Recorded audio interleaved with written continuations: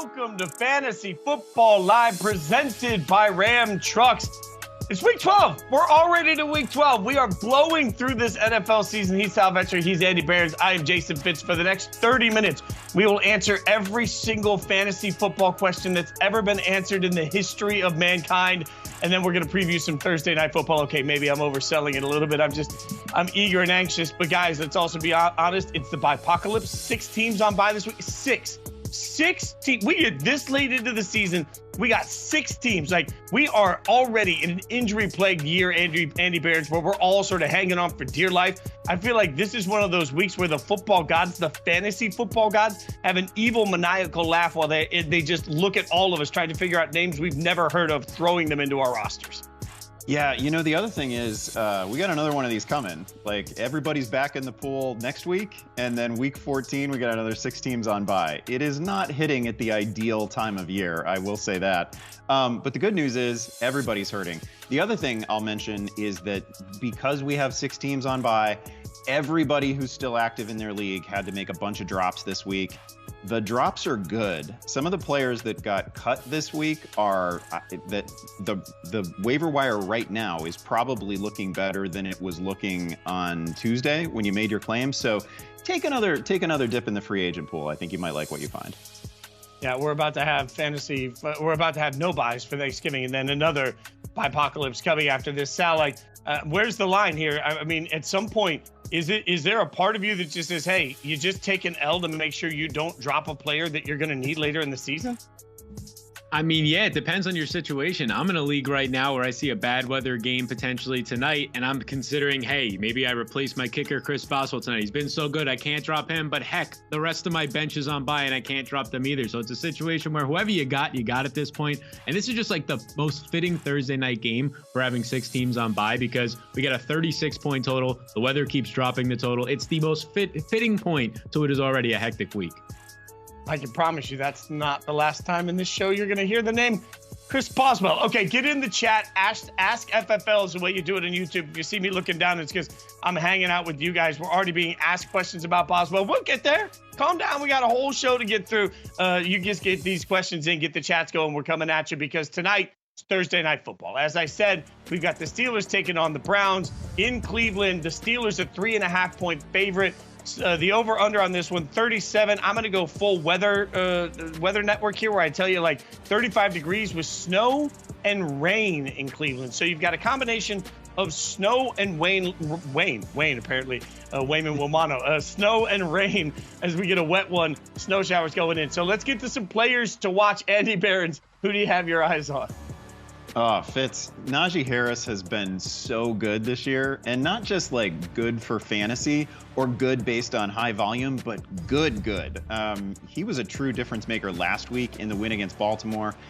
That was a team that entered the week with the league's top-ranked run defense. Harris has at least 90 scrimmage yards or a touchdown or both in each of his last 5 games, and he's reached 70 scrimmage yards in 9 of 10 this season. The underlying stats are phenomenal as well. He's second among all backs in missed tackles. He's gaining over 3 yards after contact per attempt for PFF. He's got 20 runs of 10 or more yards. Fantasy analysts pretty commonly will dog Harris and discuss him as if he's just another guy, just another back, completely reliant on volume.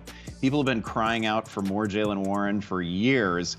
But Harris never misses a game, and he's been ridiculously effective and consistent this season. Tonight, he gets a run defense that is allowing 4.8 yards per carry, over 130 rushing yards per game. We got weather conditions that favor the run. Man, Harris is just having a terrific season, and he has the setup for a top 10 positional finish this week. Okay, so I love that. I'm going to give you another Steeler to keep an eye on. Player to watch for me is George Pickens, because of the weather. Like, we've gotten used to the take a shot moon ball. Everybody wants to talk about the moon ball constantly. Like, this is the one thing George Pickens is capable of doing, is catching a deep ball that goes 50 yards in the air to go 10 yards downfield from Russell Wilson. Like, we know that that's sort of part of the offense. I think this game's pretty interesting to see how they use and if they use and what they can get done with George Pickens. If he is truly the number 1 wide receiver for this team, the way we think he's growing into, and if this has truly been a corner that he has turned, you're going to find design plays to get Pickens the ball. The question is, does the offense work that way? So to me, it becomes really interesting to watch what we see from George Pickens. If he is still a target monster in this game, in this offense, in these conditions, the answer that we're getting for fantasy football for the rest of the season is that he will be a target monster every single week. So Andy, I will ask you, because Hanover First has asked in the chat, full PPR, Najee or Pickens. He's pitting us against each other, Andy Behrens. What you gonna do? I mean, remember, I give you the ball on that. That's really not fair. I like both of these guys. I don't want to sit either one. I would love to know who your receivers are. I am going to play Najee Harris because he is just a locked in 100 yards right now. Really good shot at finding the end zone. Again, super friendly matchup. But I got nothing bad to say about George Pickens, and his game and Russell Wilson's game is a great fit against the style of defense that Cleveland most commonly plays. They're in a lot of cover one. That kind of shuts down the middle of the field. Well, they're not looking to go there anyway, right? Like this is a boundary receiver. I think Pickens is gonna have a few splash plays. He's been great, and still I would go Najee Harris here. All right, so we've apparently forgotten there are two teams on the field, and that's where we bring in Sal. Give us your player to watch, and by God, it better not be a Steeler. It's not. We're going to the Cleveland Browns side of the ball, and it's Cedric Tillman, their number one, in my opinion, outside receiver. And this guy has been great since Amari Cooper was traded away about 5 weeks ago to the Buffalo Bills. During that time, and since Jameis Winston took over this past month, he ranks top 10 in wide receiver usage, averaging 9.3 targets per game. And heading into week 11, heading into last week, only Jahmyr Chase had more fantasy points per game at the wide receiver position over the past month since Jameis Winston took over. Now, last week, Tillman goes out there, only has 3 catches for 47 yards. It was his first stinker since Jameis has been the quarterback, and you see Elijah Moore having deep receptions, a 30-yard touchdown. Jerry Jeudy has a massive game, another big reception touchdown in that one as well. So Cedric Tillman's kind of the odd man out, but don't let it forget how good this guy's role has been, and he should bounce back tonight. I know the weather is a concern, but this Browns team, they're just built to pass the ball. Even in a bad weather game, I don't think they have the personnel. Injured offensive line basically all season. The running backs back there aren't the same as what they used to be 2 to 3 to 4 years ago. The best personnel is in the passing attack. I think we see another 35, maybe even push towards 40 pass attempts for Jameis Winston. And the number one outside receiver, Cedric Tillman, he's going to have a tough matchup against Joey Porter. But the Steelers play a lot of single high coverage. So Cedric Tillman's going to have a lot of one-on-one matchups on the outside. Jameis is going to take those shots, and all it takes is one win for Tillman to get you there in fantasy tonight, and he's somebody that I'm watching. All right, so let's get a question here from YouTube, because Paul Simon, what is it with our YouTube users having the same names as very famous people? I will presume this is actually Paul Simon asking this question, and since we're going to answer it, I will presume that our compensation will be a private performance of Bridge Over Troubled Water. I don't know why that one, but Paul Simon asks, Tillman or Tank Dell full PPR? Sal, what are you telling Paul Simon? Yeah, I'm going to go with Tillman tonight. I mean, after what I just said, I kind of have to go with Tillman tonight. But also, when you look at what Tank Dell has been doing this year, he's coming off another game with like 7 targets, nice volume, but it's just not getting there at this point. Whether it's protection issues for what's happening in Houston for CJ Stroud, now Nico Collins is back, so the target share shrinks even more. I'll go with Tillman, who, again, all I need is one win on the outside tonight, and I feel confident. Even in a bad game last week, you're getting 8 targets. If you watch that game, he was pretty close to another big day, just a couple of 50-50 balls. I think we'll get more of those tonight. If they go in his way, you're looking at most likely 12, upside of an 18-point day if he finds the end zone. Paul, just hit us up, man. I'll provide the guitar and the microphone. Bridge Over Troubled Water. Okay, let's get to Bring the Props, where we give you some prop bets that we like. And guys, I'm going to tell you right now, I'm on a heater. I got 3 straight. I've done the turkey of this. I'm bowling a turkey, 3 straight props, and in honor of that, and because everyone's asking the question, I'm going to go straight to Andy Behrens' neck of the woods, and I'm going to give you a prop I love. It's Chris Boswell over 6.5 kicking points in this one. It's easy for me because I know everyone's going to talk about the conditions making it tough to kick, but also the conditions are going to make it tough to offense. I'm making that a new phrase. It's going to be tough to offense. I don't believe that sustained drives are going to be easy to come by. Now, will the field be shorter for makeable kicks? Heck yeah, of course they will be. But will drives stall constantly? Yes. In the red zone, when it gets tougher and the footing gets muddier, will things get uglier? Yes. It's already Thursday Night Football, so kicker props are safe anyway. It's ugly. I think it might take a bunch of kicks to get there, but 6.5 kicking points by Chris Boswell, I love. And yeah, I'm cheaply going for my 4th straight on this. Sal, give me a prop that you like. Yeah, I'm looking at the quarterback for the Pittsburgh Steelers, Russell Wilson, his over 3.5 rush attempts. So there's a couple of reasons I like this. First off, in all 4 of his starts this year, he's had at least 3 rush attempts. He's over this in back-to-back games. And now you're coming into a game on a short week against a top 5 pass rush in Cleveland. Could lead to some more scramble opportunities for Rush. And I get it. This isn't 2016 or 2017 when he's just extremely elusive back there, where he's extending plays and then running for 20 yards. We don't need that. We just need you to not get sacked, get a yard or 2. Who knows? The bad conditions maybe even get us a botched snap, and that leads to a just small carry, just cheapies there. But the other piece of this that's interesting to me is rush attempts. We get those from kneel downs. We saw it last week to end the Ravens games. 2 kneel downs from Russ. That got us the over in that one as he hit 4 rush attempts. So I like this number. He's hit at least 3 in every single game. So I'm taking the over tonight. And I do think as favorites, the game ends on a Russ kneel down. I really question this headshot of Russ. Like I think it's the first not happy picture I've seen of him. He just looks like somebody stole his Wheaties or something. Okay, Andy Behrens, it looks like he doesn't approve of my Chris Boswell prop. Andy, give us a prop that you like for tonight. Well, let me just say that I respect and admire your Chris Boswell prop. That is how it's done in this segment. I always like a good kicker prop. I promise that at some point I will get around to talking about players who are not Najee Harris, but I'm not going to do it quite yet. I want the over on 78.5 scrimmage yards for Najee. First of all, he's reached this total in 4 of his last 5 games, and he's playing outstanding football. He's also consistently seeing 20-plus touches per game. Pittsburgh favored tonight. Playing conditions are going to be messy. Also, Cleveland has allowed both Alvin Kamara and J.K. Dobbins to reach this total in their last 2 games. Mentioned it before, Cleveland given up almost 5 yards per carry, 130 rushing yards per game. Cleveland is also vulnerable in the screen game, so there are various paths for Najee here. It's a healthy total. I get it. It's not a number that we're likely to reach necessarily in the first half. We're not going to get it on one play, but I think Harris eventually gets there. I'd actually give him a great shot at topping 100 total yards tonight with a touchdown. All right, let's keep it going, and we're going to get – I wish we had a band here to play us through this. We're going to go through the bye-week blues. Ba-da-da-da-da. All right, teams on the bye. Atlanta, Buffalo, Cincinnati, Jacksonville, New Orleans, and thank God the Jets, okay? So, again, Atlanta, Buffalo, Cincinnati, Jacksonville, New Orleans, and the Jets all on a bye, which really hurts me for my, my Taysom Hill weekly play. So we've got some spot starts here. Somebody you can just maybe find out there that you can cram in there that'll help you for 1 week. Sal, what do you got in the teams that's out there for the bye week blues?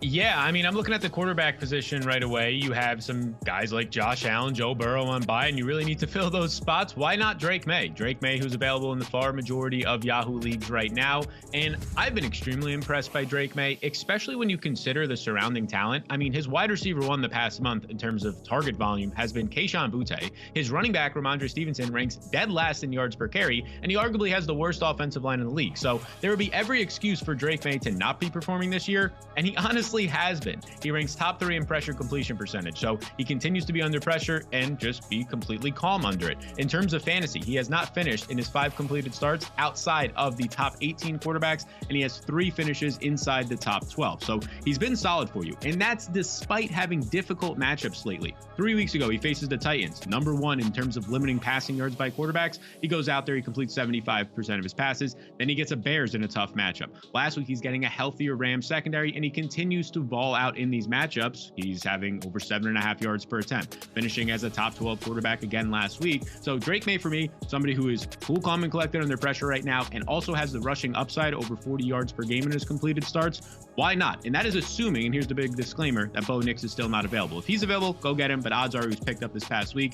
Drake Maye's a nice bye-week replacement. I have to throw in that Bo Nix moment. I don't know who he plays this week. Haven't heard. All right, Andy, who do you have for your bye-week blues? I mean, sure, you could take a good player like Sal chose. You could take a young and exciting player like Sal picked. That's one route to go. Me, I'm gonna tell you about Cam Akers. This is not my first dalliance with Cam Akers this year. I've added him earlier in the season when he was with a different team.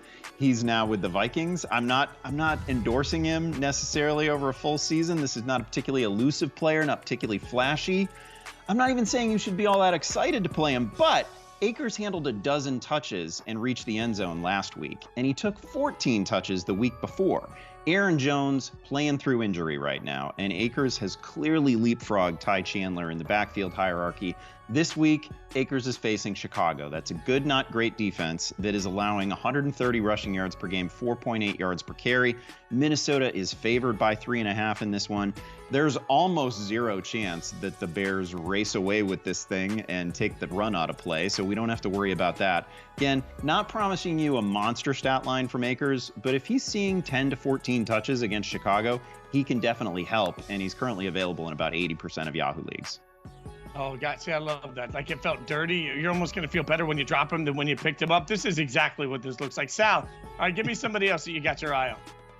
Yeah, I'm looking at the Chicago Bears and Rome Odunze here, and this is a player that probably out of all the start-sit questions I've been getting this week, I continuously see whether it's at the wide receiver position or the flex spot, Rome Odunze's name there, and I continue to answer with, yes, start Rome Odunze this week. Last week, he gets a new play caller in Thomas Brown, and immediately he goes out there and sees a season-high 32% target share, the highest of any Bears wide receiver this year, and I would say it was his best performance. 6 catches for 65 yards. He had a better game earlier in the year where he broke 100 yards, but Keenan Allen was out for that game. Keenan Allen was in this week, and we saw Odunze not only operating as he has been downfield, leading the team in air yards, 4 deep targets, caught 2 of them, but he also saw 6 targets in the short to intermediate range. We saw some in-breaking routes. That is something we've seen earlier in the year, but not consistently. Hopefully we get that moving forward with the new play caller, but either way, I like the usage that we're getting for a younger first-round pick late in the season. This is the trend that we like to see. So if you're struggling with other wide receivers in that wide receiver 3 to 4 range, I think Odunze is at the top of that list for somebody who has to be in your lineups.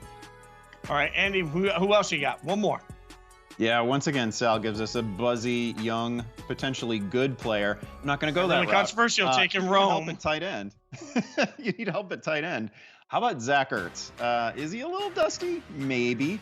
But in a week in which Kyle Pitts, Taysom Hill, Dalton Kincaid, Evan Ingram are all out of the mix, a whole bunch of you are going to need help at tight end. And Ertz is 34, maybe a little bit past the expiration date, but he is not dust. He can still play. He gave us 6 catches with a touchdown and an incredible 2-point conversion last week. He's also reached double-digit fantasy points in 3 of his last 5 games. Ertz is second on the Commanders right now in targets, receptions, receiving yards. He is the number 2 receiver for Jaden Daniels, who I think we all like. So you can play him in a messy bye week and not completely hate the decision. I think he's a pretty good play. All right, keep the questions coming in the chat. Phyllis said, wow. I'm just going to presume wow means great. She's enjoying the heck out of this. Not wow to any of our selections. Wow, Phyllis, thank you. I appreciate it. We'll take that wow. Keep them coming. We're going to answer some questions in a second, but let's get to some make your pick here. We've been asked some serious questions, deep dives here. We're going to answer some questions submitted through the app and on Twitter X. We'll figure some of these out. The first question on make your pick comes from Joe Lowry. Joe Lowry says, need 2. PPR, Dell, Irving, Jamison Williams, E. Moore. Ask FFL. I will ask Sal Vetri. What do you think? Yeah, first off, I look at this and Bucky Irving stands out to me as somebody that I want to be starting just in general this week, unless you're just loaded at running back. But for this scenario, definitely Bucky Irving. He's coming out of his bye week. He gets a matchup against the Giants, who allow the most rushing yards per play this season. And that's important because Bucky Irving is averaging nearly 6 yards per touch this year. He's a 5-point favorite. So, he's going to be facing Tommy DeVito. There's a chance the Bucs lead most of that game. And we could see Bucky's first 20 carry game of the season for the rookie. So I want him. And then I'm looking at this. The answer should be Tank Dell, but a tough matchup. The offense has been continuing to struggle in the passing attack, so I'm going Jamison Williams here. Jamison Williams off of a season-high 124-yard game, and another nice matchup. The highest Vegas total on the slate. This game tonight is like a 36-point total. That one is a 51-point total. The Colts allow the 3rd most yards to outside receivers, so give me Jamison Williams and give me Bucky Irving. All right, next question comes from Michael, who says, Tillman, bad weather tonight, or Hubbard versus Chiefs and Brooks back, half PPR flex, Mahomes or Baker? What do you think, Andy? Yeah, I'm kind of with Sal on Cedric Tillman. He's played great, and volume is really flowing his way. I understand the concern about the weather, but man, if you think Jameis Winston is going to be conservative in this one, you just have not seen a whole lot of Jameis Winston over the years. It's not going to happen. We're still targeting Cedric Tillman downfield. I think he's a good play here. Chuba Hubbard, of course, has been great, but difficult matchup against the Chiefs. I don't want to go that route. And at quarterback, I appreciate that Baker Mayfield is the overall QB5 on the season. It's been a little rough in his last couple games. He does get Mike Evans back this week. It is a relatively friendly matchup against the Giants, but You heard Sal talk up Bucky Irving. I think this is such a massive Bucky Irving week. I think you can do whatever you need to against the Giants on the ground. So I actually want to go Mahomes. I'm hoping that the Chiefs are a little bit angry after taking their first loss of the season, and they actually want to put up a number against the Panthers. Amazing to think that now they might be motivated. Edwin with the next question for us. Pick 2 between Ladd, Nabers, JSN. Also, would you start Dobbins or Quentin Johnston? What do you think, Sal?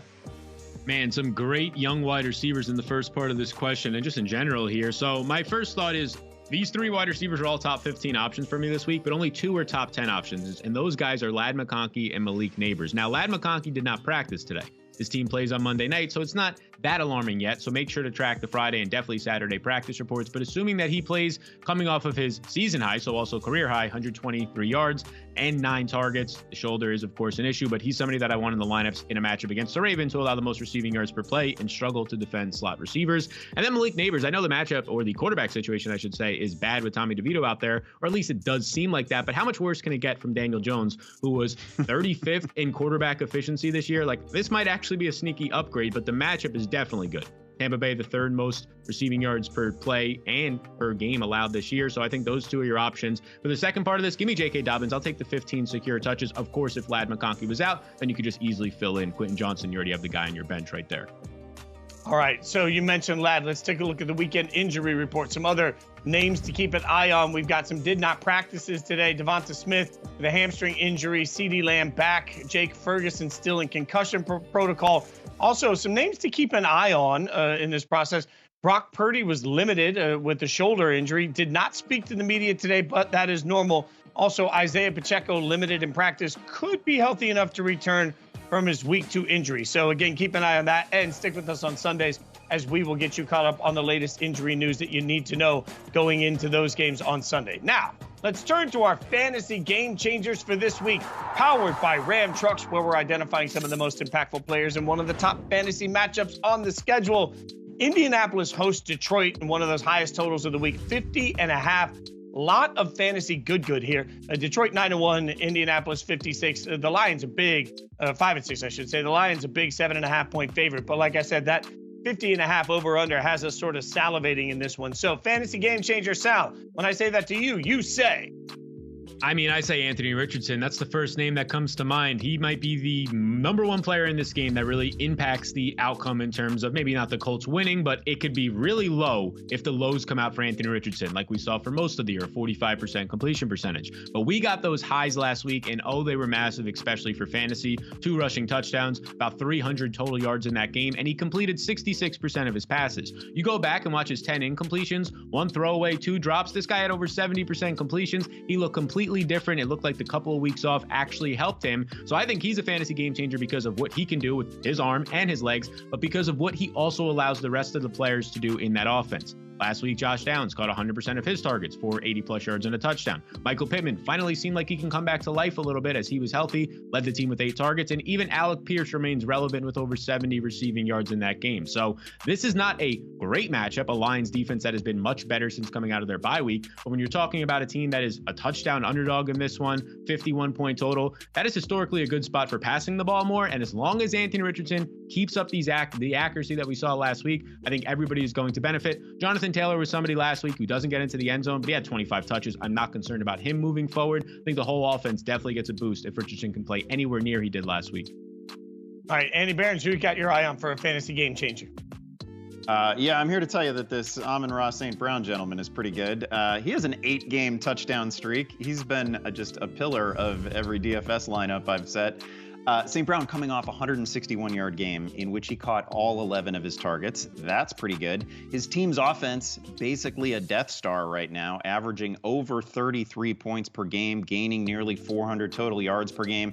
St. Brown is the overall wide receiver 2 on the season and possibly the most reliable week in and week out great receiver in the game. We obviously start him every week without fail, without a second thought, but this week should be particularly productive. Indy ranks 26th against the pass, 30th in terms of total yards allowed on the season. They have been vulnerable in absolutely all aspects. And this is key. The last time Dan Campbell's Lions took their foot off the gas in a game was never. It doesn't happen. Last week, in a game that they won 52-6, St. Brown caught a fourth quarter touchdown. Detroit kicked a 54-yard field goal in the fourth quarter last week. They do not stop, ever. St. Brown is a candidate for wide receiver 1 status this week and every week. I love that, and I'll stick with the Lions. For me, fantasy game changer on this one's Jahmyr Gibbs. And it's not a hot take here, but I love volume. You guys know that, and I love going up against the Colts defense, particularly when you talk about the fact that they've given up the 4th most rushing touchdowns in the NFL this year. In fact, they've given up the 5th most rushing first downs in the NFL this year. What does that tell you? It tells you the teams can run for volume, they can run for conversion, and they can run for touchdowns against them. I want Jahmyr Gibbs because he's going to have the opportunity to do that over and over and over. And I don't believe that this Colts defense is well kept to be able to handle a wide receiver that can beat them and a running back that can beat them. So to Andy Behrens' point, I also believe Amon-Ra St. Brown is set to have a great day. But if that happens, who's going to slow down Jahmyr? This feels to me, frankly, like we're a little caught up on the good feels of Indianapolis looking better. And we're not realizing that, in my mind, the Colts are going to get absolutely rolled in this game. The Lions going to put on a boatload of points. If you got a Lion, play him. I just happen to be picking Jahmyr Gibbs as my guy. All right. Let's get to some bold predictions. That's not a bold prediction. The Lions putting up a bunch of points, no longer a bold prediction. Sal, show us how it's done. Give us a bold prediction for Week 12. Yeah, we talked about him earlier. The Bucs rookie running back Bucky Irving finishes as a top 3 running back this week with over 120 total yards and at least 1 touchdown. He's coming out of the bye. We always talk about here the post-bye rookie bumps, these guys who continue to get bigger roles in their offense, and he already has a big role. 16 carries before the bye week. He looked great in that game as well, finding the end zone with an explosive run, and the explosive runs are the thing that are important in this matchup. The Lions, as mentioned earlier, or the Giants, as mentioned earlier, allowed the most rushing yards per play, but also the 3rd most explosive runs, categorized as anything for 10 or more yards. Well, Bucky Irving, 11% of his touches this year have gone for at least 10 or more yards. And to just add some context to that, it's basically the same as what Saquon Barkley is doing this year at Philadelphia, having one of the best seasons we've seen for a running back to this point. So that's how good Bucky Irving has been on his somewhat smaller sample compared to Saquon. Now, of course, he's splitting the backfield with Rachaad White, but when the backfield in the game script starts to go in the favor of the Bucs, we see more Bucky Irving when they're leading, when they're playing with the lead, and as 5-point favorites. That should be the case for much of this game, especially when Tommy DeVito is on the other side, somebody who gets in a lot of 3rd and long situations. Based on last year, he will take some sacks. So I feel great about Bucky Irving. I think he's going to be a top 3 running back for the first time this season. And moving forward the rest of the year, he has an amazing schedule for fantasy. Could have a league winner on our hands. I love that. I'll give you a bold prediction. Somebody on this show who shan't be named may have said that MVS wasn't going to be a legit, sustainable wide receiver in the NFL this year, Andy Behrens. And look, my bold prediction is that this MVS thing is about to keep blowing up every single week. And I think this is what we all got wrong. Like, we understood that Hopkins and Kelsey were going to create opportunities for Hopkins and Kelsey. What I think most of us missed was that now everybody's trying to figure out a way to stop Hopkins and Kelsey. And all of a sudden, MVS feels like he's just running on air. Targets are going to be there. And even when targets aren't there to the level that we want, depth of target is going to be there. So there's just constant opportunity for MVS, who's now basically facing the portion of the secondary that he's never really had to face. Basically a guy, not the guy. He's facing whatever scraps are left that aren't actually trying to take away the 2 biggest weapons. I think big points are going to be a consistent part of MVS for the rest of the season. I cannot believe I'm saying it, but a Chiefs wide receiver that we didn't expect is going to be the blow-up wide receiver that's going to help teams win their leagues in fantasy football. Andy Behrens, give me your bold prediction for Week 12. Yeah, I just want to say Sal beat me to the planning document this week. Took my guy, so tip of the cap to him. Good pull on Bucky Irving. I gotta be better. I gotta be faster. I'll do it next week. Give me Justin Herbert as the overall QB1 this week in a very friendly primetime matchup with Baltimore. I actually think the final game of Week 12 may produce the overall QB1 and the QB2 this week. Baltimore's defense has been notoriously generous all season. Coverage breakdowns throughout the year. The team is giving up over 280 passing yards per game. Herbert, meanwhile, is actually having his best season, at least in terms of efficiency, in many respects. Highest yards per attempt, most yards per completion he's ever had, best passer rating, only one interception on the season to go with 13 touchdown passes. Ladd McConkey has been better than advertised. Quentin Johnston won't stop scoring touchdowns. And Herbert himself has been running proactively. So I can't wait for this game. I think it's just going to be an all-you-can-eat fantasy buffet situation, and Herbert is absolutely going to feast. All right, we are a show for the people, by the people. We are going to give you extra time. There's so many questions. We want to get them answered. Get a little overtime here. Running our hurry-up offense, 25 seconds on the clock. First question comes in. Should I play Najee Harris today or wait and see if Kareem Hunt will be RB1 more week? I think next week is what they meant there. What do you think, Sal? Yeah, I'm going to go Najee Harris tonight for all the reasons Andy said earlier. And the line is set at 78.5 total yardage. Like, this is a great setup for Najee Harris. And I do think Kareem Hunt will be the RB1. Like, they're 10.5-point favorites. Either way, though, still, I want to be going with Najee Harris. I need to learn how to read RB1 one more week. Would make sense. Alvin says, which do I play? Jaden Reed, Jameson Williams, or Jerry Jeudy? All the J's. What do you think, Andy? I will say that Jaden Reed has been trending down in the ranks a little bit. He probably peaked about a month ago, and I come down a little bit more each week. But, man, they still manufacture some great opportunities for him. It's a great offense. I'm going to go Jaden Reed. I'm very tempted by Jameson Williams. Wouldn't mind squeezing him into the lineup, but give me Reed. We refuse to only answer offensive questions. We'll get one in on the defensive side of the ball in a minute. David Njoku or Travis Kelce? I jumped the gun. Alex Brennan wants David Njoku or Travis Kelce. What do you think, Sal?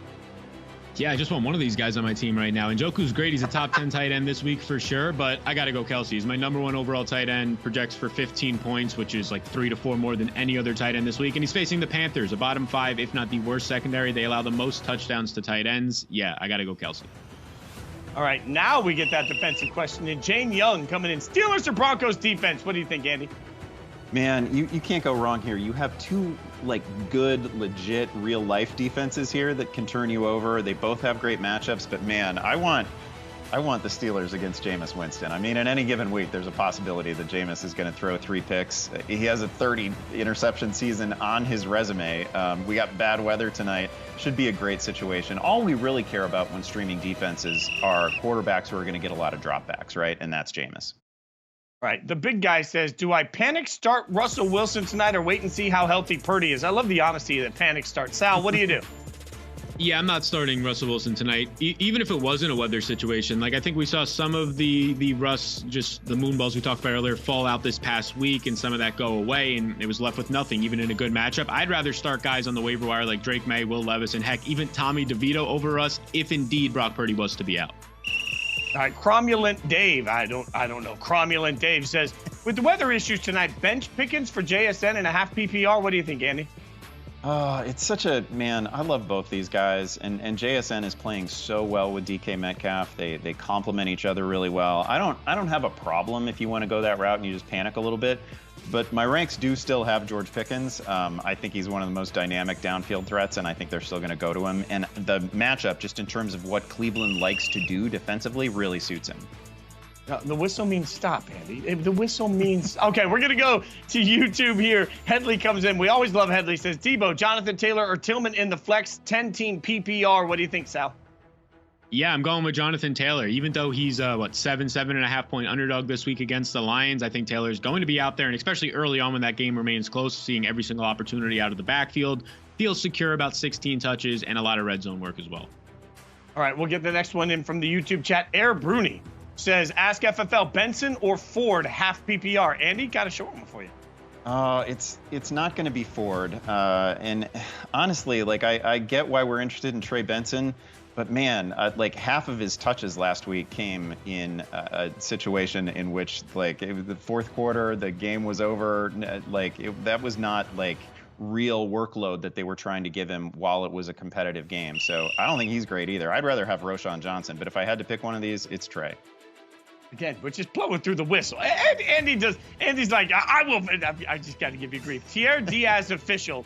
I don't know if there's an unofficial Tierre Diaz. Says, non-PPR, Judy, Abdullah, or Pittman Jr. What do you think, Sal? Yeah, I'll go with Jerry Jeudy tonight. I mean, the guy's coming off of back-to-back 11-target games. He's had, very quietly, at least 12 fantasy points in 3 straight games. I know, of course, the weather is an issue, but he's not a guy who has an average depth of target of like 15 yards downfield. He's around the 10-yard mark. That's fine. The wind and the weather won't affect that too much. Give me Jerry Jeudy. Here's what I know. We will be back Sunday morning at noon Eastern from noon to 1 doing a full hour of this, getting all the latest, greatest information that you need to know out there so that you can be best prepared to win your league every single week. And be sure to hang out with us. It takes a whole village to make this show happen. We're incredibly thankful for all the hard work that they put in to make this show happen. And for you guys chiming in on the chat. That's what makes this fun for all of us. For Andy Behrens, for Sal Vetri, I'm Jason Fitz. Thank you so much for watching Fantasy Football Live presented by Ram Trucks.